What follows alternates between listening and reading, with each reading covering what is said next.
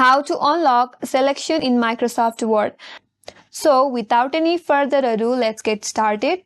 First of all, when you open up your Microsoft Word in your laptop or desktop, and if you open up a blank document and try to type in something, but you won't be able to type in something. Now, to fix this error, here is what you can do.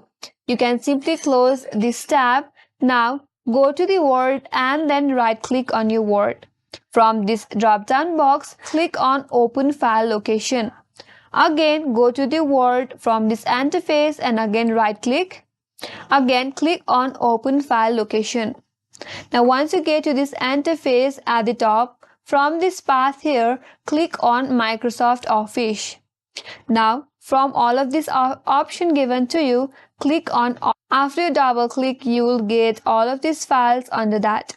So, go to this file that says OSPREARM. Once you navigate that file, and then simply click on Run as Administrator.